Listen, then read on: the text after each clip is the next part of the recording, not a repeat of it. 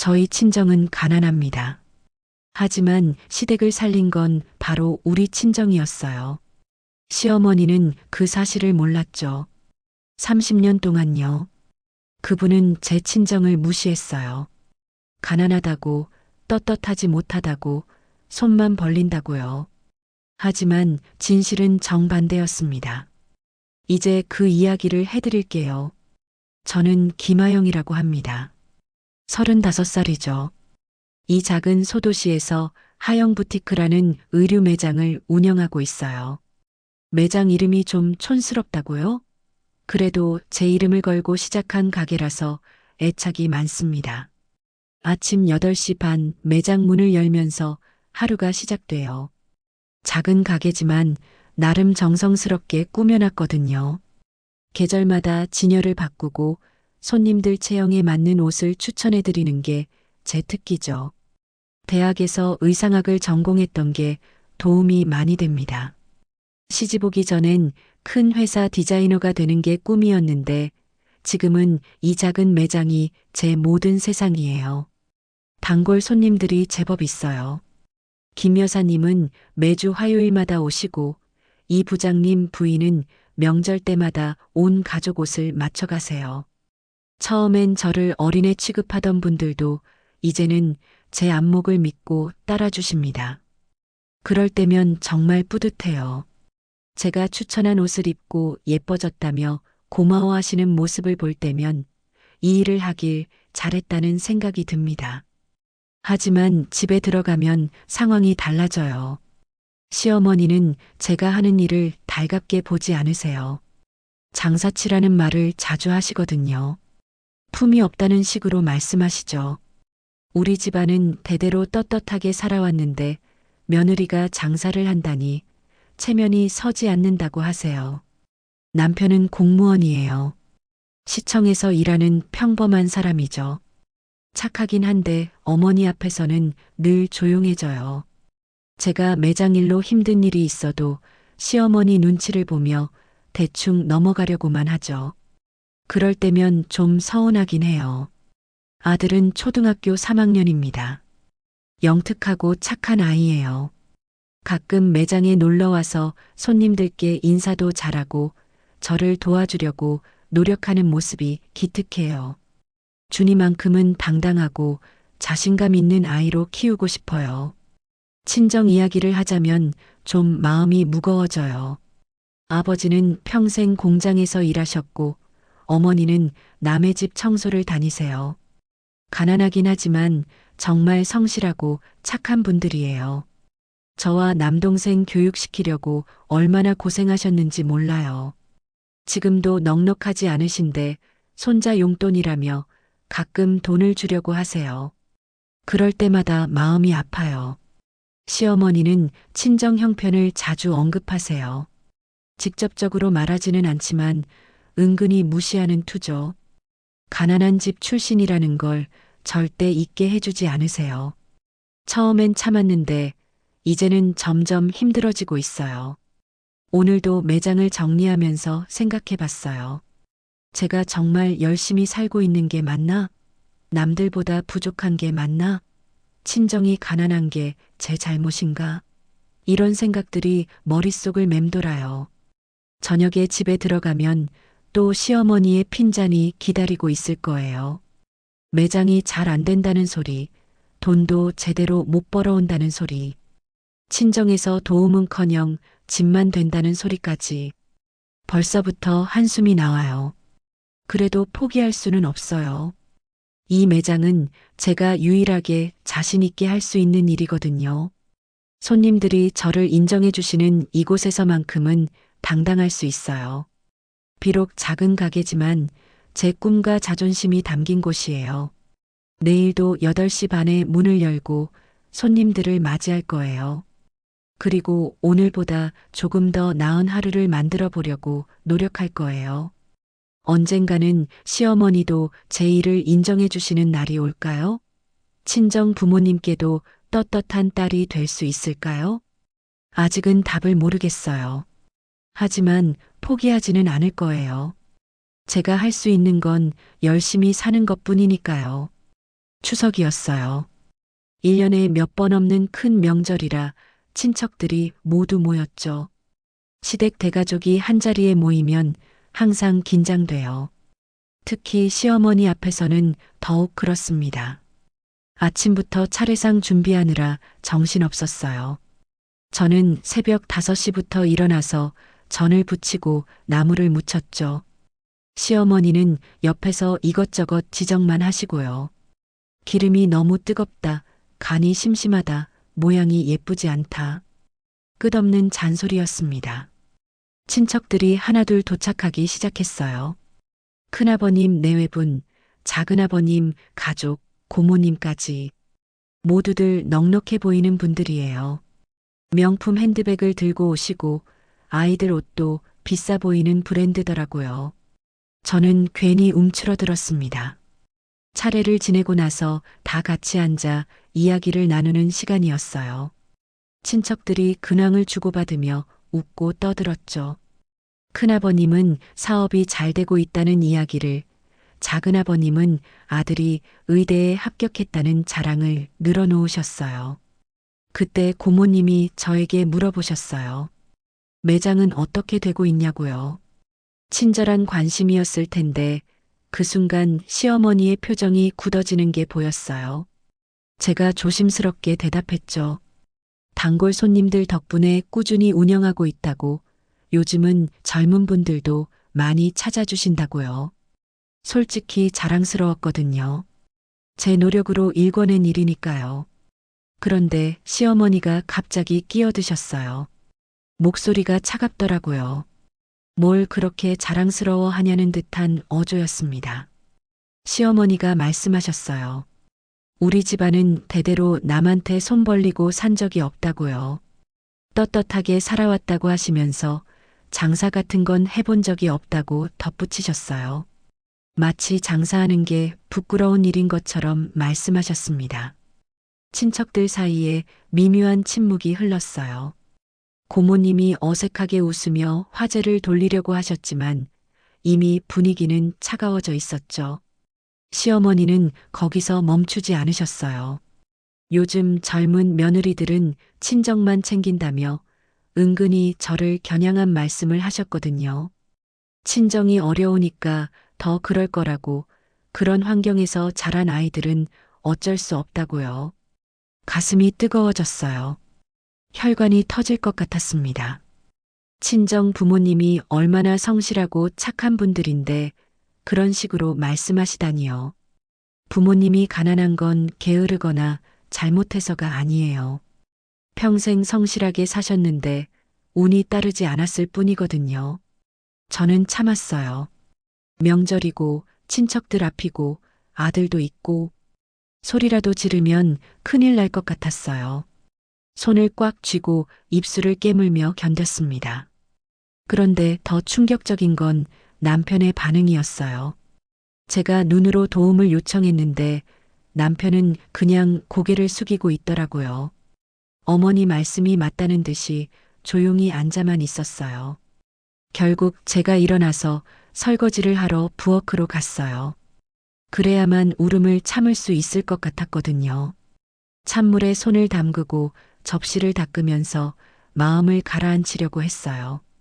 부엌에서 들리는 거실의 웃음소리가 더 서러웠어요. 시어머니는 벌써 다른 이야기로 넘어가서 유쾌하게 웃고 계시더라고요. 마치 제 마음 따위는 전혀 중요하지 않은 것처럼요. 그날 밤 집으로 돌아오는 차 안에서 남편에게 물어봤어요. 왜 아무 말도 안 했냐고요. 남편은 한참 후에 대답하더라고요. 어머니가 화나신 것 같은데 괜히 말대꾸하면 더 기분 나빠하실까 봐서라고요. 정말 허탈했어요. 제 편이 되어줄 거라고 생각했던 남편마저 그런 반응이라니요. 그날부터 뭔가 달라진 것 같아요.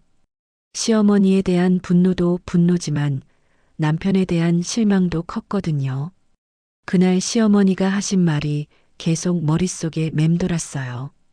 우리 집안은 남에게 손 벌리고 산 적이 없다. 떳떳하게 살아왔다. 정말 그럴까요?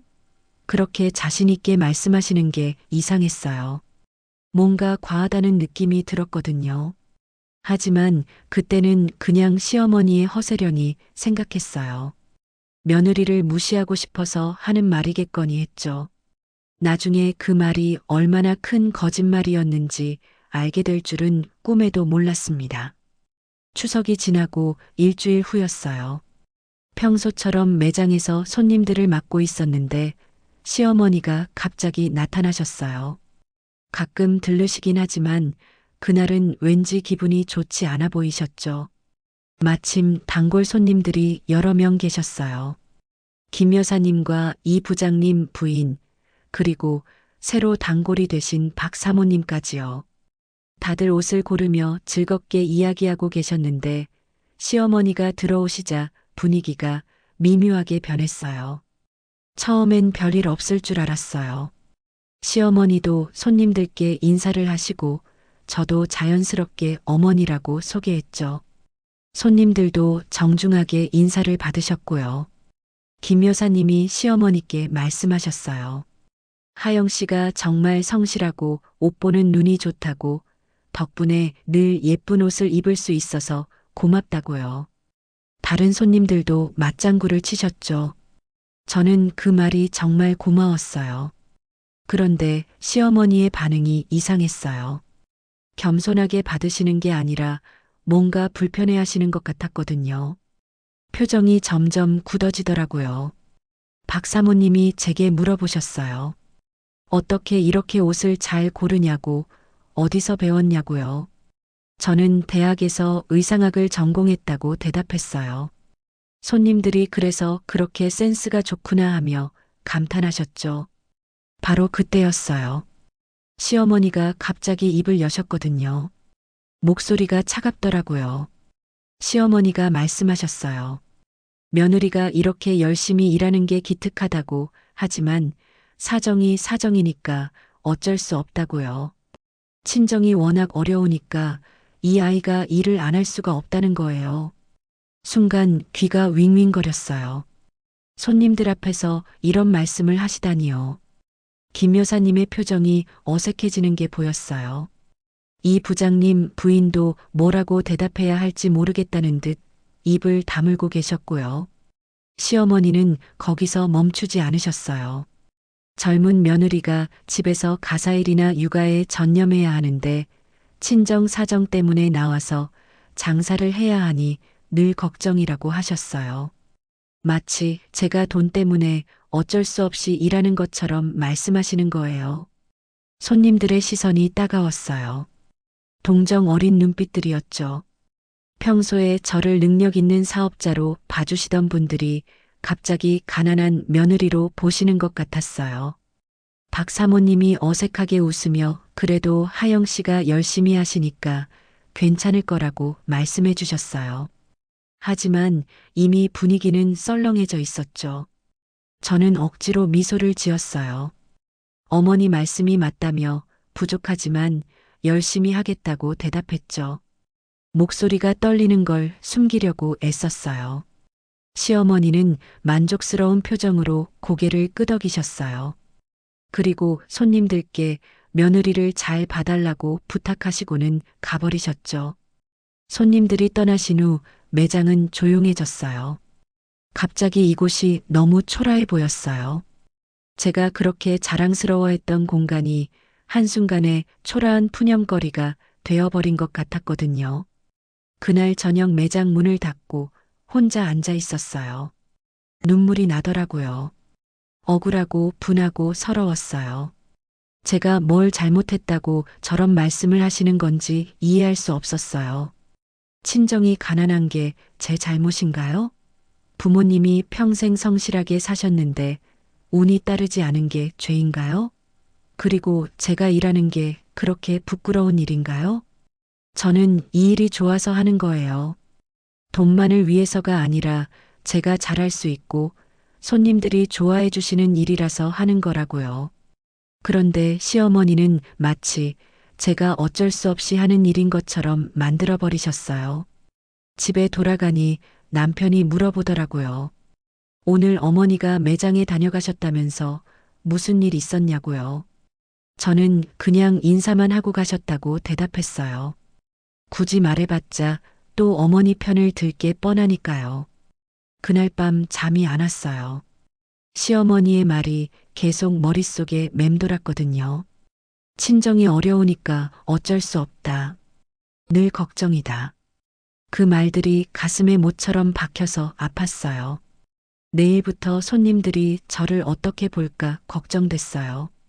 동정 어린 시선으로 볼까봐 아니면 아예 오지 않을까봐 두려웠어요. 제가 그렇게 애써 쌓아온 신뢰가 한순간에 무너진 것 같았거든요. 베개에 얼굴을 묻고 울었어요. 소리나지 않게 조용히요. 가족들이 깰까 봐서요. 그렇게 혼자 분노와 서러움을 사귀며 밤을 지새웠습니다. 다음 날 매장을 열 때까지도 마음이 무거웠어요. 하지만 포기할 수는 없었어요. 이 일은 제 자존심이고 꿈이니까요. 시어머니가 뭐라고 하셔도 제 길을 가야 한다고 다짐했어요. 한 달 후 친정 부모님이 아들을 보러 오셨어요. 오랜만에 뵙는 부모님이 반가워서 며칠 전부터 설레었거든요. 부모님도 아들을 무척 예뻐하세요. 부모님은 언제나 그랬듯이 빈손으로 오지 않으셨어요. 비싸지 않지만 정성스럽게 준비하신 반찬들과 아들 간식거리를 들고 오셨죠. 아버지는 평상복 중에서 가장 깔끔한 옷을 입고 오셨고, 어머니는 손톱 밑까지 깨끗하게 씻어 오셨어요. 남의 집에 패 끼치면 안 된다는 생각에 항상 그렇게 조심스럽게 준비하고 오세요.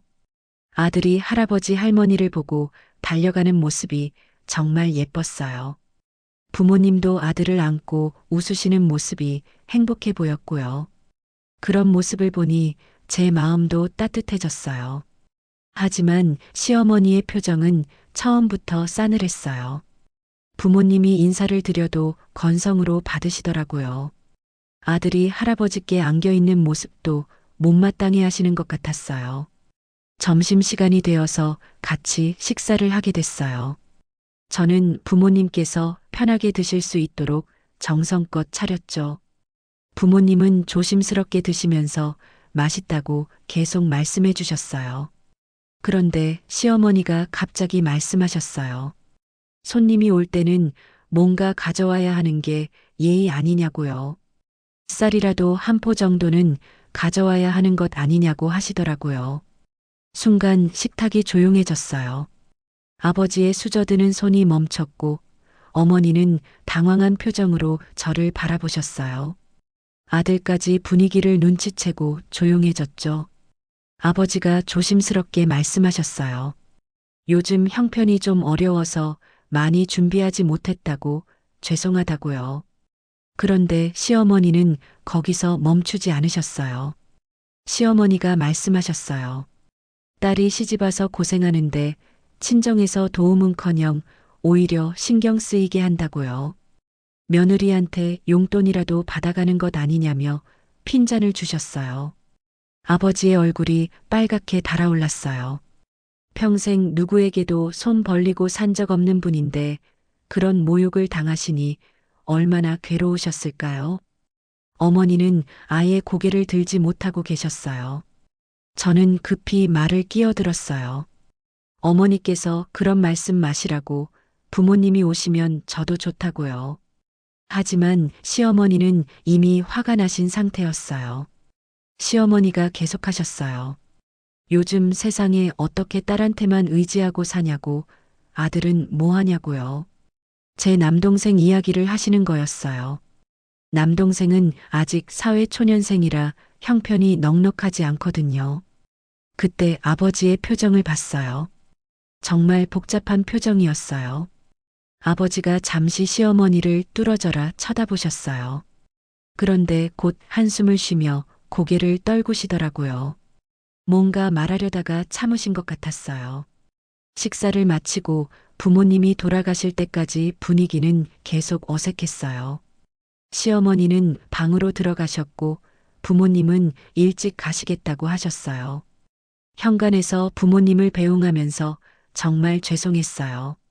아버지는 괜찮다고 하셨지만 표정이 말이 아니었어요.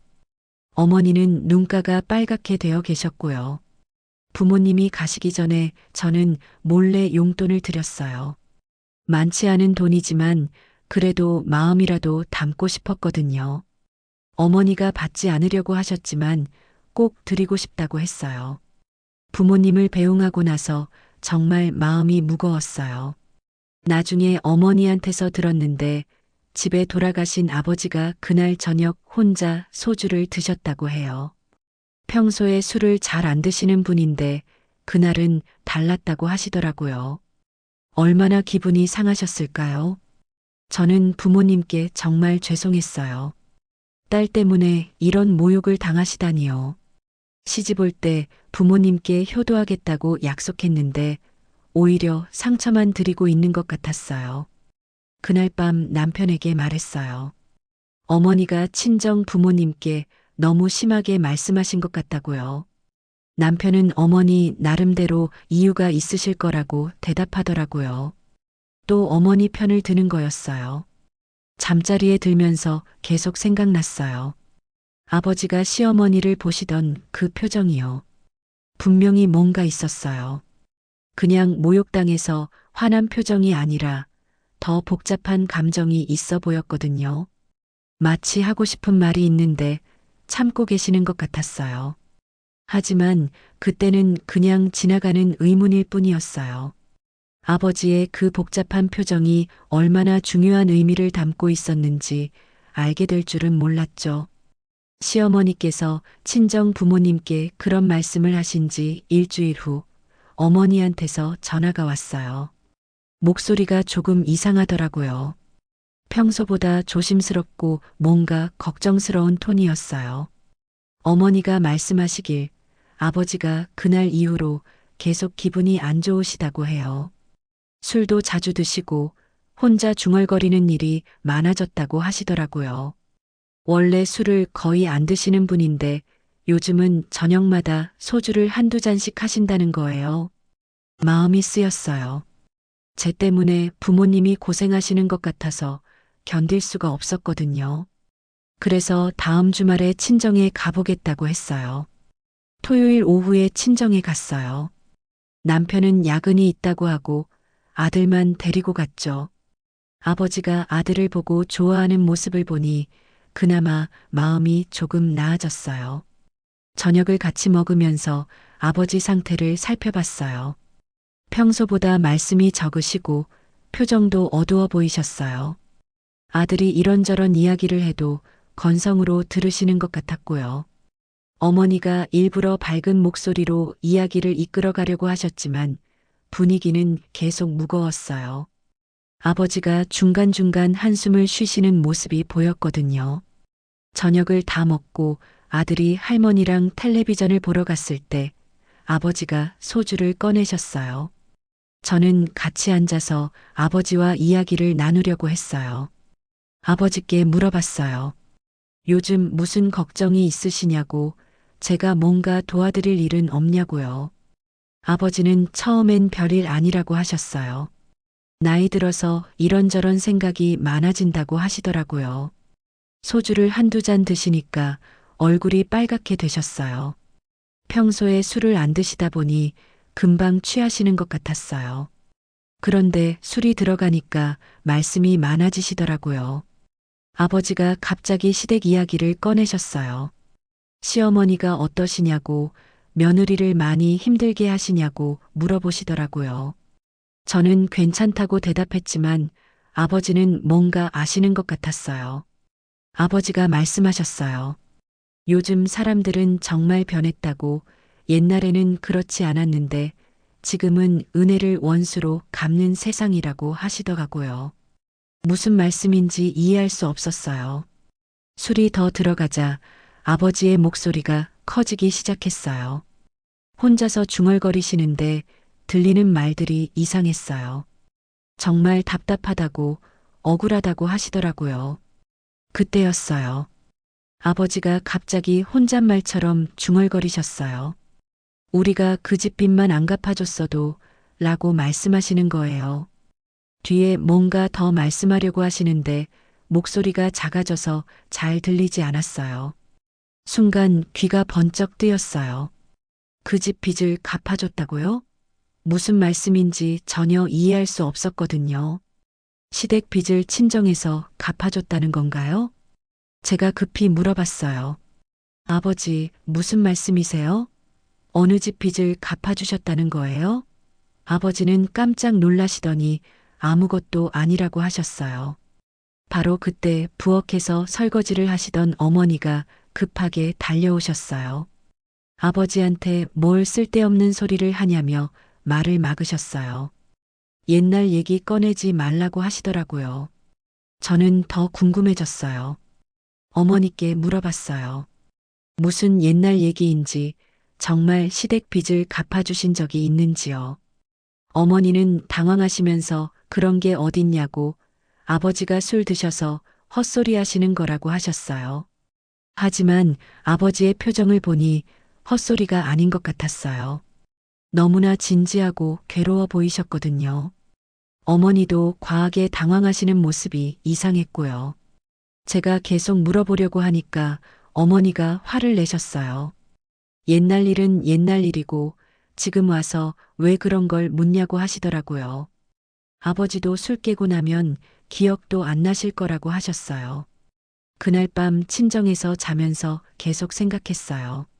아버지가 하신 말씀이 계속 머릿속에 맴돌았거든요. 우리가 그 집 빚만 안 갚아줬어도 그 집이 시댁을 말하는 게 맞을까요?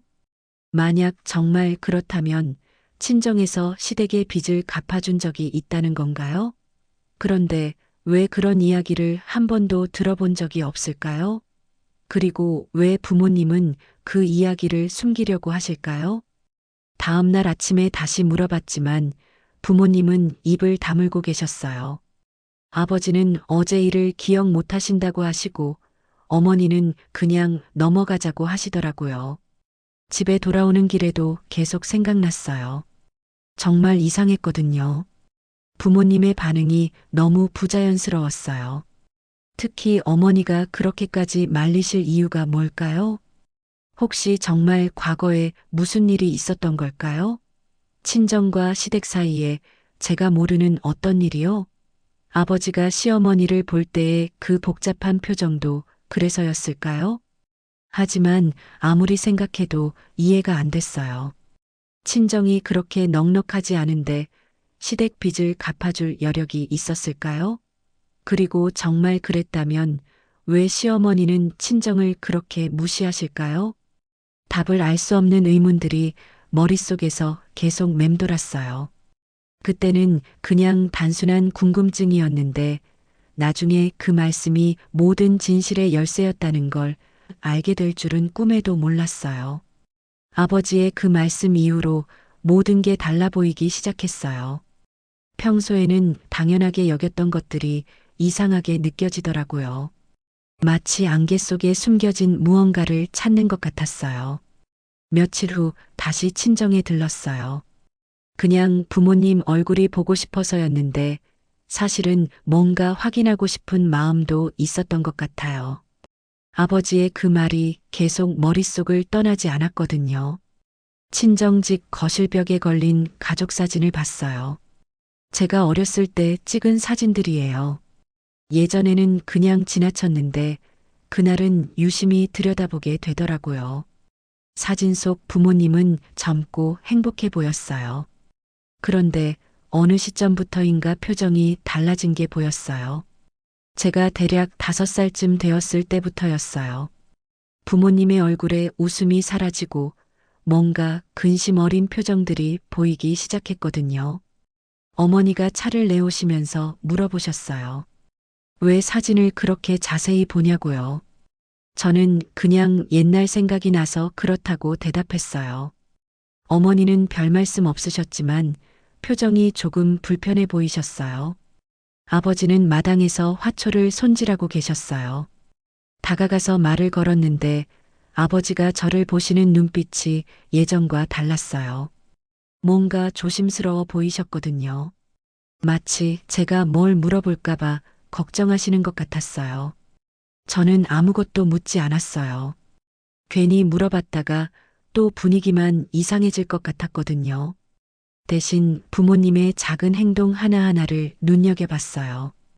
친정집 곳곳을 둘러봤어요. 작은 집이지만 정갈하게 정리되어 있었죠. 그런데 이상한 게 있었어요. 오래된 장롱 위에 먼지 쌓인 상자들이 보이더라고요. 평소에는 신경도 안 썼던 것들이에요. 어머니께 저 상자들이 뭐냐고 물어봤어요. 어머니는 그냥 옛날 물건들이라고 버릴까 말까 고민 중이라고 하셨어요. 제가 한번 봐도 되냐고 했더니 어머니가 급하게 말리시더라고요. 먼지만 날리니까 그냥 두라고 하시면서요. 그 반응이 이상했어요. 왜 그렇게까지 말리실까요? 그냥 옛날 물건이면 볼 수도 있는 건데요. 혹시 그 안에 뭔가 중요한 게 들어있는 건 아닐까요? 집에 돌아와서도 계속 생각났어요. 부모님의 미묘한 반응들, 숨기려는 듯한 태도들. 분명히 뭔가 있어요. 제가 모르는 비밀이 있는 게 분명해요. 며칠 후에는 시댁에서 이상한 일이 있었어요. 시어머니 방을 지나가는데 시어머니가 오래된 앨범을 보고 계시더라고요. 시아버지 사진들이 있는 앨범이었어요. 시어머니는 제가 지나가는 걸 보시더니 얼른 앨범을 덮으셨어요. 그리고 아무 말씀도 하지 않으셨죠. 왜 그렇게 급하게 감추시는 걸까요? 뭔가 보이면 안 되는 게 있는 건 아닐까요? 밤에 잠자리에 누워서도 계속 생각했어요. 모든 조각들이 흩어져 있는데 맞춰지지 않는 느낌이었어요. 분명히 연결고리가 있는데 제가 못 찾고 있는 것 같았거든요. 아버지의 말씀, 부모님의 이상한 반응, 친정집의 오래된 상자들. 이 모든 게 하나로 이어지는 것 같은데 아직은 확실하지 않았어요. 매장에서 일할 때도 자꾸 그런 생각들이 들었어요. 손님들을 응대하면서도 머릿속으로는 계속 그 일들을 생각하고 있었거든요. 뭔가 결정적인 단서를 찾고 싶었어요. 친정이 왜 30년 전부터 어려워졌는지, 아버지가 말씀하신 그 집 빚이 정말 시댁을 말하는 건지, 알고 싶은 게 너무 많았어요. 하지만 직접 물어볼 수는 없었어요. 부모님도 말씀하시지 않으시고 시어머니께는 더더욱 물어볼 수 없는 일이었으니까요. 그저 언젠가는 진실을 알게 되지 않을까 하는 막연한 기대만 가지고 있었어요. 하지만 그날이 생각보다 빨리 올 줄은 몰랐죠. 그로부터 일주일 후 시어머니께서 큰아버님 댁에 며칠 다녀오신다고 하셨어요. 친척 중에 아프신 분이 계셔서 간호를 도우러 가신다고 하시더라고요. 집에 저와 남편, 아들만 남게 됐어요. 남편은 주말에도 야근이 있다고 나갔고 아들은 학교 체험학습으로 이틀 동안 없었어요. 혼자 있는 시간이 생긴 거예요. 토요일 아침 날씨가 참 좋았어요. 봄 햇살이 따스하게 들어오더라고요. 이럴 때 대청소를 하면 좋겠다는 생각이 들었어요. 평소에 손 안 대던 곳까지 깨끗하게 정리하고 싶었거든요. 거실과 방들을 먼저 청소했어요. 먼지를 털고 바닥을 닦고 창문도 깨끗하게 닦았죠. 일하다 보니 기분이 좋아지더라고요. 뭔가 생산적인 일을 하고 있다는 느낌이었어요. 점심을 먹고 나서 문득 생각났어요. 다락방을 한 번도 제대로 청소한 적이 없다는 게요. 시집 온 지 몇 년이 됐는데도 다락방은 손도 안 댔거든요. 시어머니께서 잘 안 올라가시는 곳이라 저도 그냥 뒀었어요. 다락방 문을 열자 먼지가 확 날렸어요.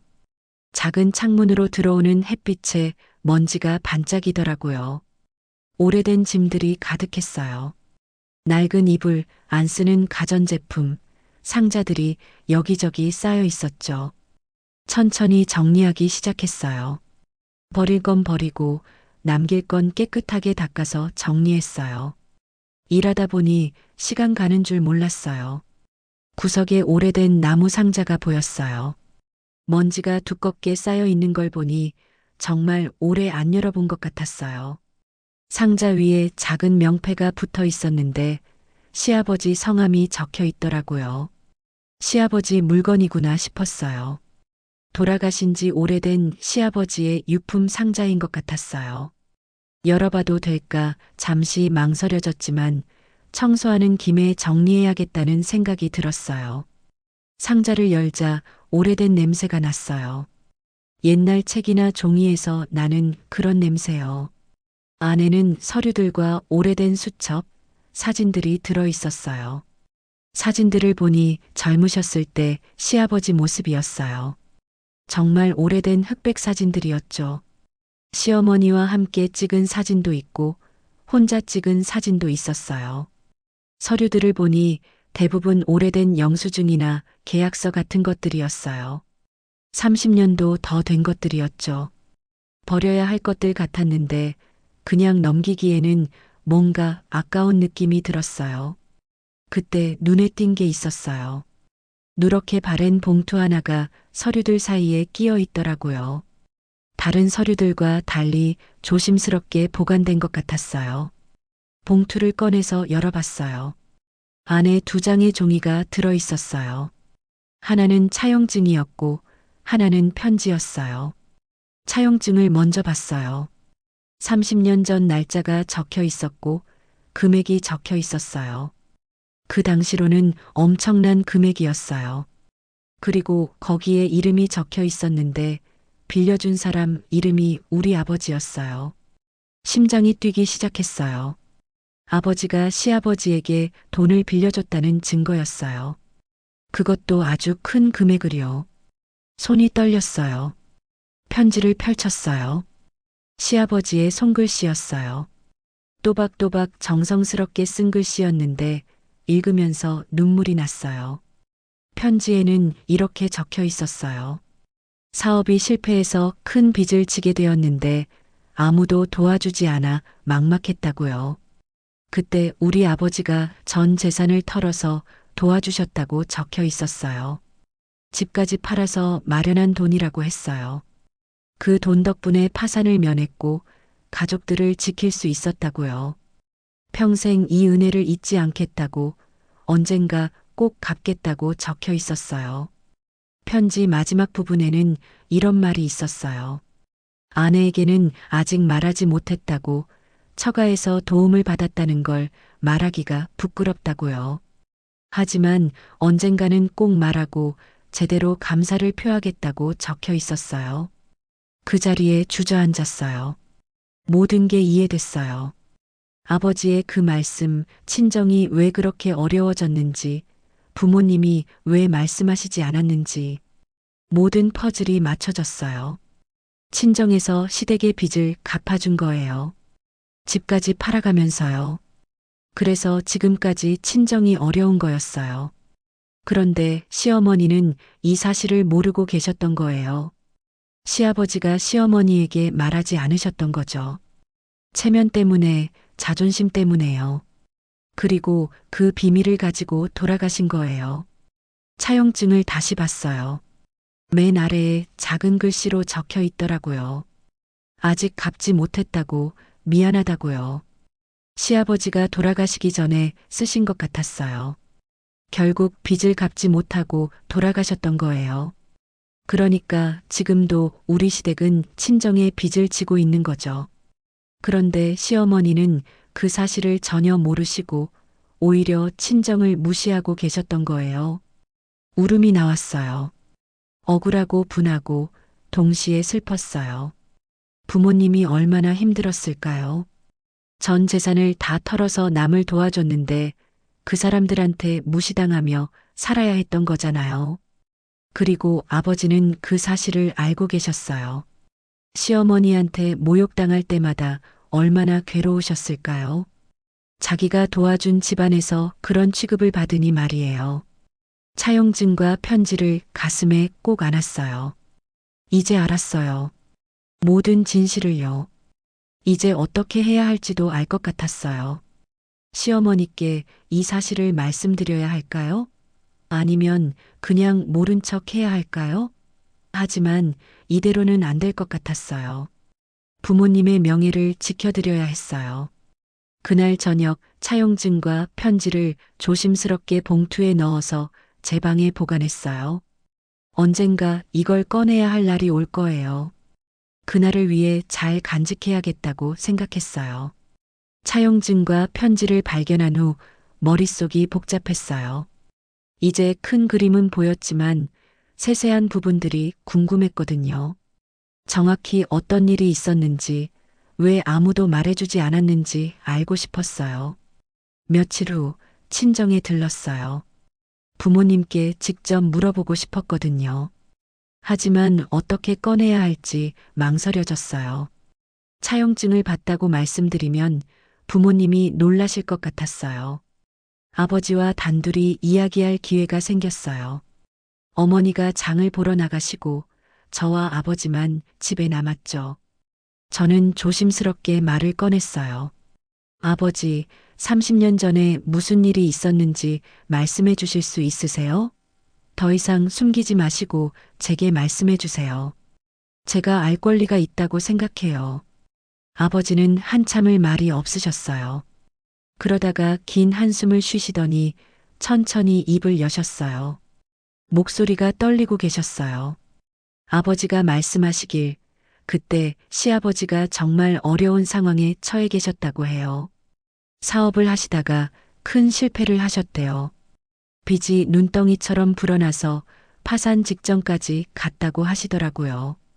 시아버지가 아버지를 찾아오셨대요. 같은 동네에 살면서 가끔 인사를 나누던 사이였다고 해요. 그날 시아버지는 완전히 절망한 표정이셨다고 하더라고요. 아버지 말씀으로는 시아버지가 여기저기 다 알아봤지만 아무도 도와주지 않았다고 해요. 은행도 안 되고 친척들도 다 외면했대요. 정말 막다른 골목에 몰려 계셨던 거죠. 아버지는 그 모습을 보고 그냥 지나칠 수가 없었다고 하셨어요. 가족들이 길거리에 나앉을 상황이었거든요. 그래서 결심을 하셨대요. 집을 담보로 큰 돈을 빌려서라도 도와주기로요. 그 당시 저희 친정도 넉넉한 형편은 아니었어요. 하지만 집을 담보로 대출을 받으면 그 돈을 마련할 수 있었대요. 어머니는 처음에 반대하셨지만 아버지가 설득하셨다고 해요. 아버지 말씀이 어려운 사람을 그냥 두고 볼 수가 없었다고 하시더라고요. 특히 가족들이 있는 사람인데 그 사람들까지 길거리에 나앉게 할 수는 없었다고요. 그렇게 집을 담보로 큰 돈을 빌려서 시아버지의 빚을 갚아주셨대요. 전액은 아니었지만 급한 빚을 갚고 나니 시아버지가 다시 일어설 수 있었다고 해요. 문제는 그 빚을 갚는 거였어요. 아버지가 평생 일하며 조금씩 갚아나가셨지만 이자까지 하다 보니 정말 힘드셨대요. 결국 몇 년 후에는 집까지 팔아야 했다고 하시더라고요. 그때부터 친정이 정말 어려워졌던 거예요. 시아버지는 정말 고마워하셨대요. 평생 이 은혜를 잊지 않겠다고 꼭 갚겠다고 하셨다고 해요. 그리고 실제로 시아버지가 살아계실 때는 저희 친정을 잘 챙겨주셨대요.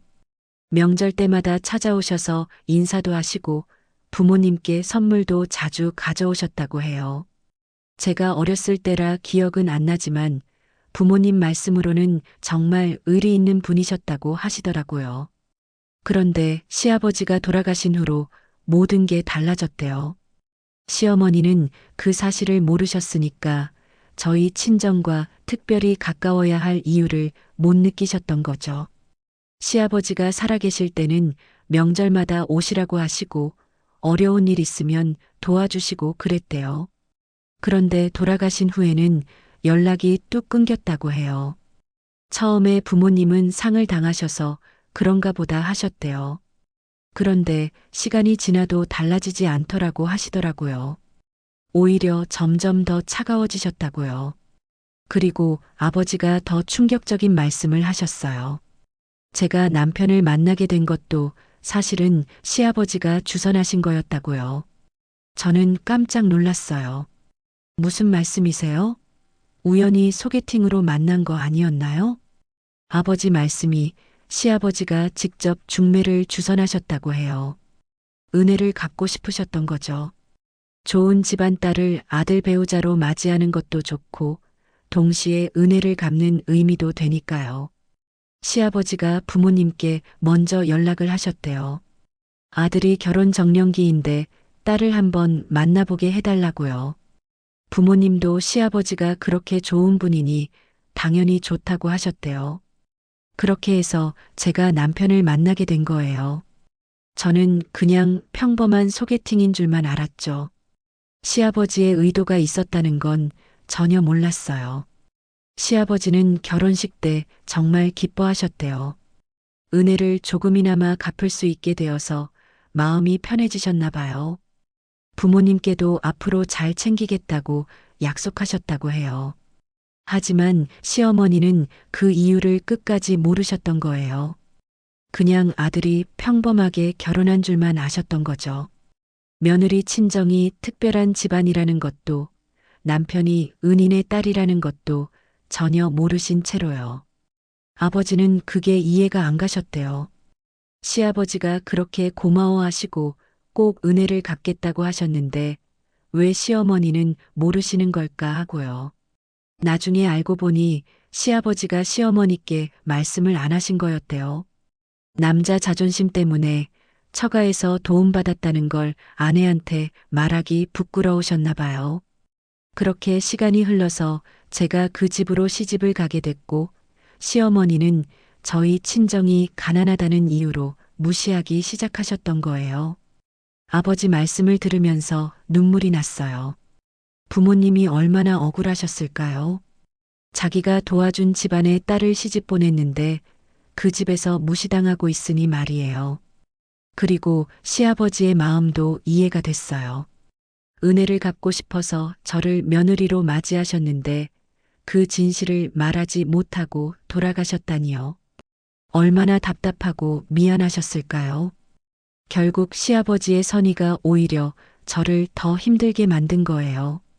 시어머니가 진실을 아셨다면 이렇게까지 구박하지는 않으셨을 텐데 모르셨으니까 제 친정을 가난하다고 무시하신 거죠. 왜 저한테 말씀 안 하셨냐고 물어봤어요. 아버지는 말씀하시길 딸이 시댁에서 잘 지내기를 바랐는데 그런 얘기를 하면 더 복잡해질 것 같았다고 하시더라고요. 그리고 빚을 갚아줬다는 걸 들먹이는 게 떳떳하지 못하다고 느끼셨대요. 도움을 준 건 진심에서 우러나온 거였지 나중에 대가를 바라고 한 게 아니었으니까요. 하지만 시어머니가 그렇게 모욕을 주실 때마다 정말 힘들었다고 하셨어요. 참고 또 참았는데 그날 술 마시고 그만 말이 나와버렸다고요. 제가 말씀드렸어요. 차용증과 편지를 찾았다고요. 다락방에서 시아버지 유품을 정리하다가 발견했다고 했어요. 아버지는 놀라셨어요. 그게 아직도 있었냐고 시아버지가 보관하고 계셨구나 하시면서 복잡한 표정을 지으셨어요. 차용증에 아직 갚지 못했다고 적혀 있었다고 말씀드렸어요. 아버지는 고개를 끄덕이시면서 시아버지가 정말 갚으려고 하셨는데 끝내 못하시고 돌아가셨다고 하셨어요. 경제 사정이 나아지셨지만 그 큰 돈을 한 번에 갚기는 어려웠던 것 같다고 하시더라고요. 조금씩이라도 갚으려고 하셨는데 돌연 돌아가셔서 그렇게 됐다고요. 아버지께 물어봤어요. 이제 어떻게 해야 할까요? 시어머니께 말씀드려야 할까요? 아버지는 한참을 고민하시더니 말씀하셨어요. 그건 내가 판단해야 할 일이라고요. 하지만 한 가지는 분명히 하고 싶다고 하셨어요. 우리 친정이 부끄러운 집안이 아니라는 거요. 가난하지만 떳떳하게 살았고 어려운 사람을 도울 줄 아는 집안이라는 거요. 그걸 알아줬으면 좋겠다고 하시더라고요. 집으로 돌아오는 길에 계속 생각했어요. 이제 모든 퍼즐이 맞춰졌어요.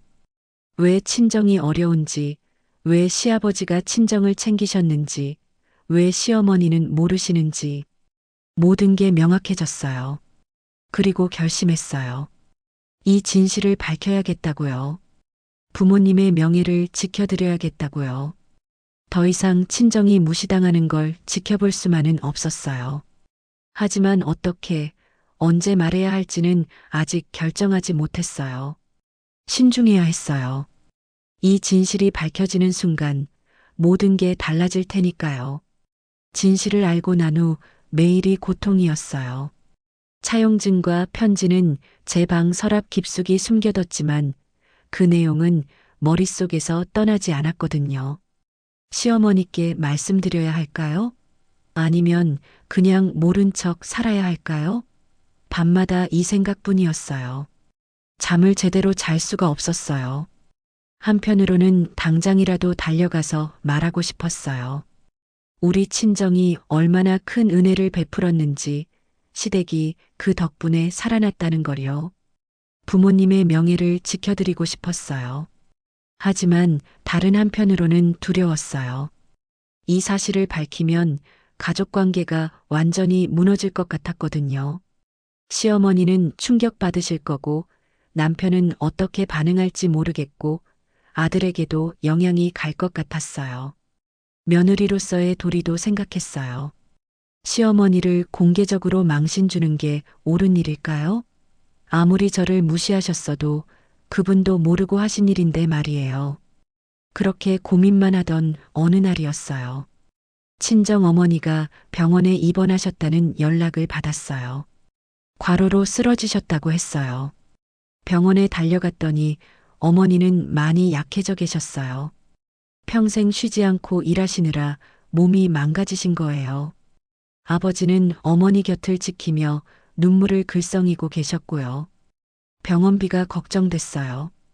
제가 가진 돈을 다 드렸지만 턱없이 부족했어요. 남편한테 말했더니 시어머니께 말씀드려 보라고 하더라고요. 용기를 내서 시어머니께 말씀드렸어요. 친정 어머니가 아프셔서 병원비가 필요하다고 잠깐만 빌려주실 수 있냐고요. 시어머니는 차갑게 대답하셨어요. 친정에서 돈 문제로 또 손을 벌리냐고요. 맨날 딸한테 의지해서 사니까 그렇다고 이번에 도와주면 또 다음에도 요구할 거라고 하셨어요. 그 순간 뭔가 끊어지는 소리가 들렸어요. 참고 또 참았던 인내심이 한계에 도달한 거예요. 어머니가 아파 누워 계신데 그런 말씀을 하시다니요. 시어머니는 거기서 멈추지 않으셨어요. 원래 가난한 집안 사람들은 돈 관리를 못한다고 벌면 벌는 대로 다 쓰니까 맨날 쪼들린다고 하시더라고요. 주먹을 꽉 쥐었어요. 손톱이 손바닥에 파고들 정도로 세게요. 지금 당장 차용증을 꺼내서 보여드리고 싶었어요. 누가 누구한테 손을 벌렸는지, 누가 누구 덕분에 살아남았는지 말이에요. 하지만 참았어요. 여기서 감정적으로 터뜨리면 안 될 것 같았거든요. 제대로 된 타이밍에 제대로 된 장소에서 말해야 한다고 생각했어요. 그날 밤 남편한테 물어봤어요. 당신 어머니는 왜 저렇게 제 친정을 무시하냐고 정말 이해할 수가 없다고요. 남편은 그냥 한숨만 쉬더라고요. 어머니 성격이 원래 그렇다고 이해해달라고만 했어요. 이해요? 뭘 이해하라는 건가요? 은인의 딸을 저렇게 대하는 걸 이해하라고요? 자기 시댁이 살아난 게 우리 친정 덕분인 줄도 모르면서요? 더 이상은 안 되겠다고 생각했어요. 이대로 참고 사는 건 저 자신에게도 부모님께도 너무 불공평한 일이에요. 언젠가는 진실을 말해야 한다고 생각했어요. 하지만 어떻게 말해야 할지는 아직 결정하지 못했어요. 시어머니와 단둘이 말씀드려야 할까요? 아니면 남편도 함께 있는 자리에서 말해야 할까요? 그저 시어머니께 조용히 진실을 알려드리고 앞으로는 친정을 무시하지 말아달라고 부탁하려고 했어요. 그 정도면 충분할 거라고 생각했죠. 차용증과 편지를 서랍에 잘 보관해뒀어요. 적절한 타이밍이 오면 꺼내서 보여드리면 될 거예요. 시어머니도 증거를 보시면 이해하실 거라고 믿었어요. 그로부터 며칠 후 마을 부녀의 모임이 있었어요. 시어머니께서 가신다고 하시면서 저도 같이 가자고 하셨어요. 며느리로서 인사도 하고 얼굴도 비춰야 한다고 하시더라고요. 마을회관에 도착하니 동네 사람들이 모여 계셨어요. 대부분 나이 지긋하신 분들이었죠. 다들 시어머니를 보고 반갑게 인사하셨어요. 저도 정중하게 인사를 드렸어요. 사람들은 저를 보며 시어머니 며느리라고 예쁘게 생겼다고 칭찬해 주셨어요. 시어머니는 겸손한 척 웃으시면서 받아주셨죠. 모임이 시작되고 여러 가지 안건들을 이야기했어요. 마을 행사 준비라든지 경로당 지원 문제라든지 하는 것들이었어요. 저는 조용히 듣고만 있었어요. 이야기가 끝나고 차를 마시며 담소를 나누는 시간이 됐어요. 여기저기서 자식들 자랑, 손주들 자랑이 오가기 시작했어요. 그때 한 분이 시어머니께 물어보셨어요. 며느리가 옷가게 한다면서 장사는 잘 되냐고요. 시어머니의 표정이 미묘하게 변했어요. 시어머니가 대답하셨어요. 그냥 근근히 유지하는 정도라고, 돈을 많이 버는 건 아니라고 하시더라고요. 그러면서 한숨을 쉬셨어요. 다른 분이 물어보셨어요. 그래도 며느리가 일하니까 보탬이 되지 않냐고요. 시어머니는 고개를 저으시며 말씀하셨어요. 사실 며느리 친정이 워낙 어려우니까 일을 안 할 수가 없다고요. 친정에서 도움은커녕 오히려 신경 쓰이는 일만 많다고 하셨어요. 심장이 쿵 내려앉았어요. 또 시작이구나 싶었죠.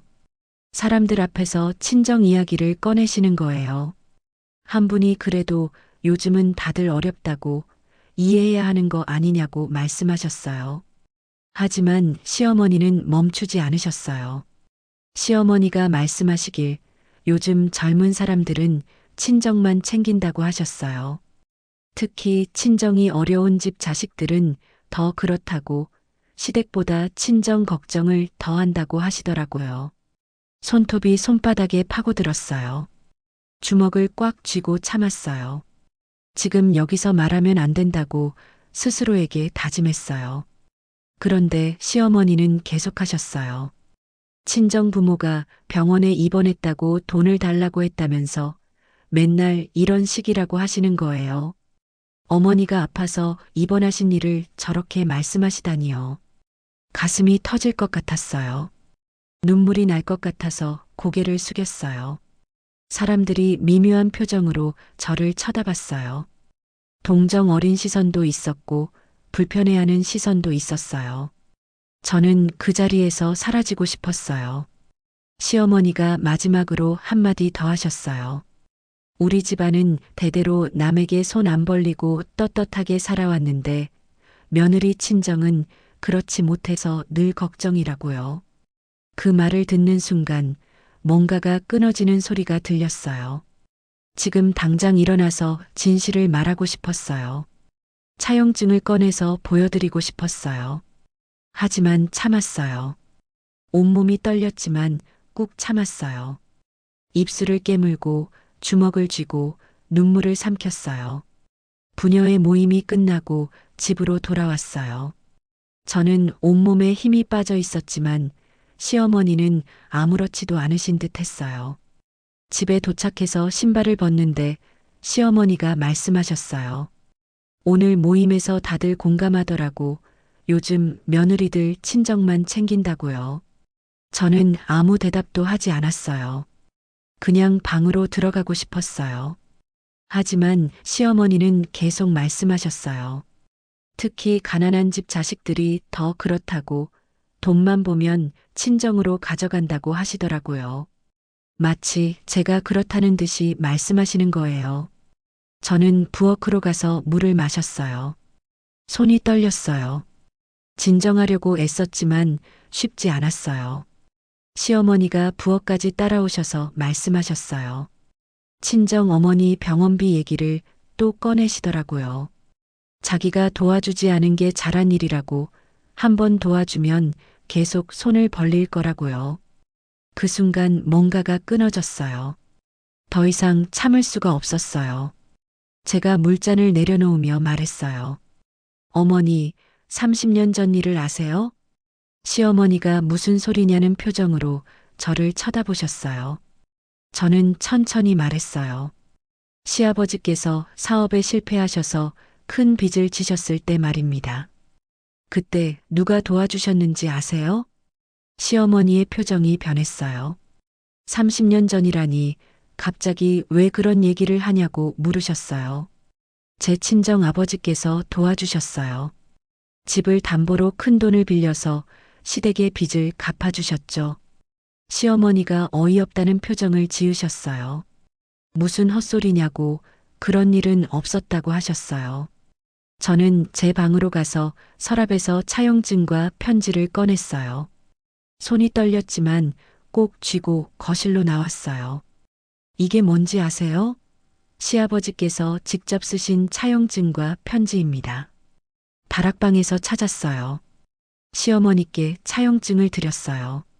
시어머니는 반신반의하시며 받아드셨어요.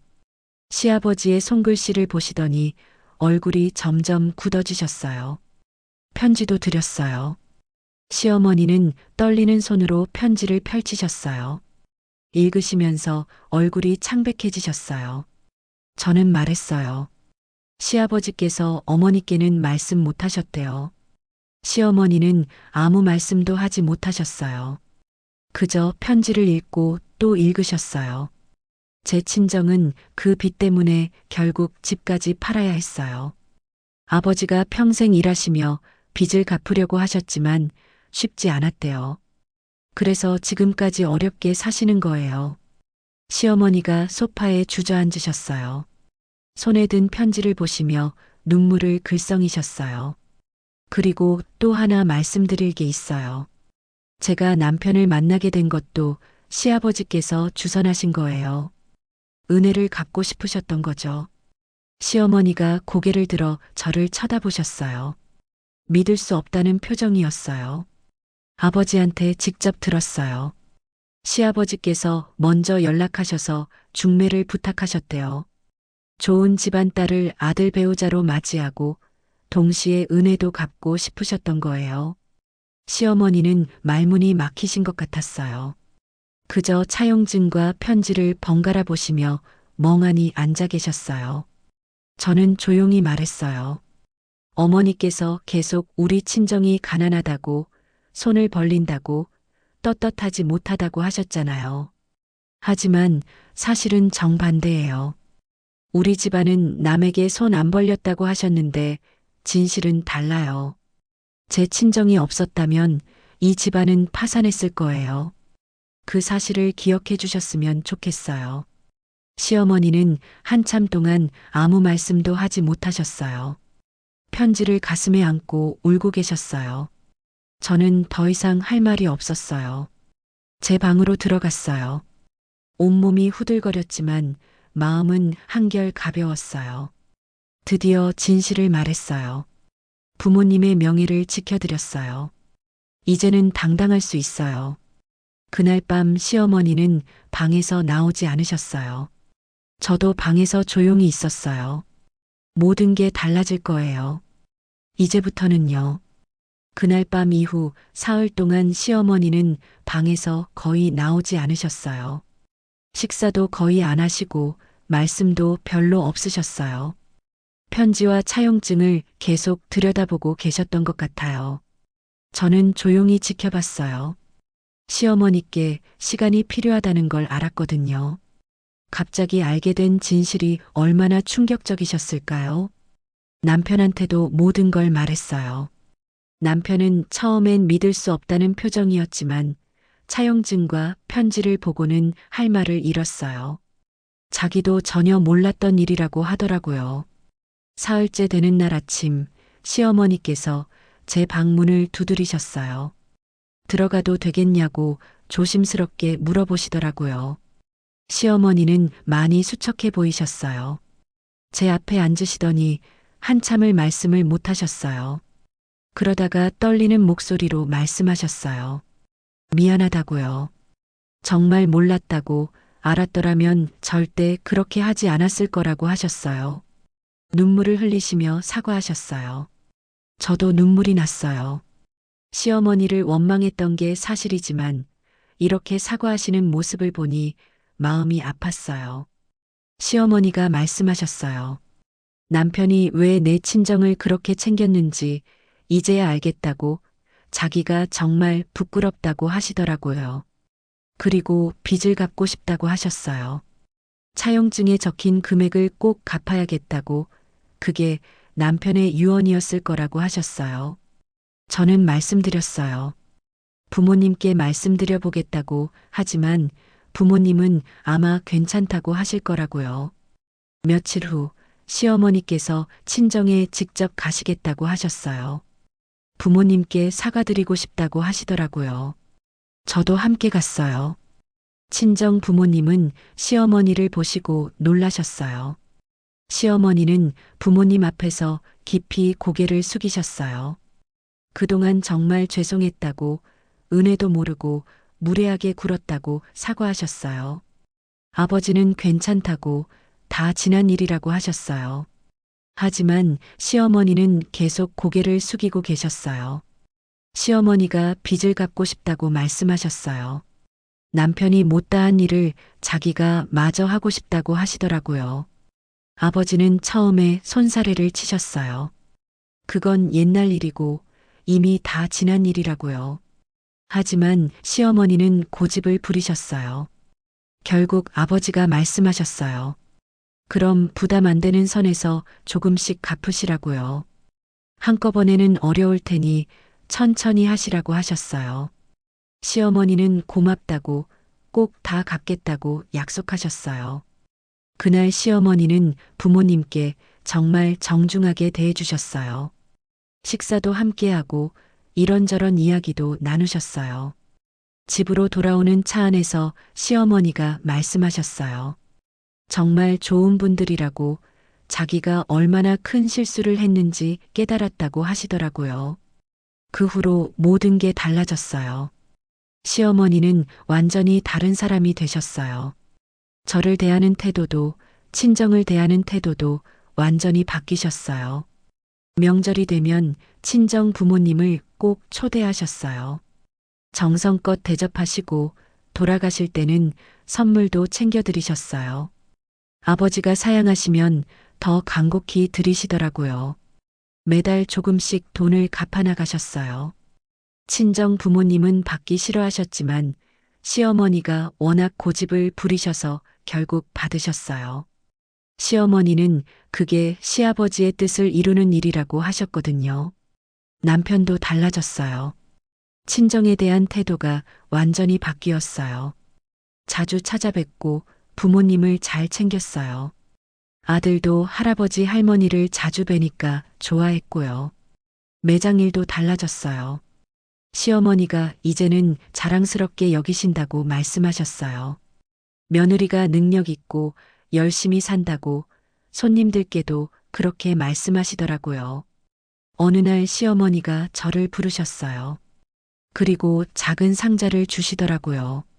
열어보니 시아버지의 낡은 시계가 들어 있었어요. 시어머니가 말씀하셨어요. 남편이 제일 아끼던 시계라고 내 아버지께 드리고 싶다고 하시더라고요. 남편이 살아계셨으면 분명 그렇게 하셨을 거라고요. 저는 고맙다고 잘 전달하겠다고 말씀드렸어요. 시어머니는 제 손을 꼭 잡으시며 말씀하셨어요. 정말 고맙다고 진실을 말해줘서 고맙다고요. 만약 하영이가 말해주지 않았으면 자기는 평생 모르고 살았을 거라고 남편의 마음도 모르고 은인을 모욕하며 살았을 거라고 하시더라고요. 이제는 떳떳하게 살 수 있다고 비록 늦었지만 은혜를 갚을 수 있어서 다행이라고 하셨어요. 저도 말씀드렸어요. 처음엔 말씀드리기가 정말 어려웠다고 하지만 말씀드리길 잘했다고 생각한다고요. 시어머니는 웃으시며 고개를 끄덕이셨어요. 그 미소가 따뜻했어요. 시간이 흘러 1년쯤 지났을까요? 시어머니는 약속대로 빚을 다 갚으셨어요. 아버지는 받기 싫어하셨지만 시어머니가 워낙 간곡히 하셔서 결국 받으셨죠.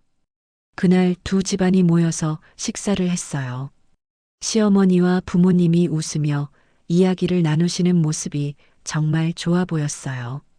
아들이 할아버지 할머니들 사이에서 장난치며 노는 모습을 보니 행복했어요.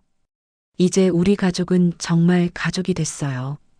저는 더 이상 눈치 보지 않아요.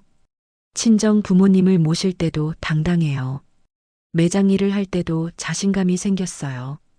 진실을 밝히길 잘했어요. 부모님의 명예를 지켰고 우리 가족도 행복해졌으니까요. 때로는 용기 있게 말하는 것이 침묵보다 나은 법이에요. 이제 저는 당당하게 살 수 있어요. 친정도 시댁도 모두 소중한 가족이에요. 그리고 그 사실을 모두가 알고 있어요. 제 이야기를 끝까지 들어주셔서 감사합니다. 처음엔 정말 힘들었어요. 시어머니의 무시와 모욕을 참는 게 쉽지 않았거든요.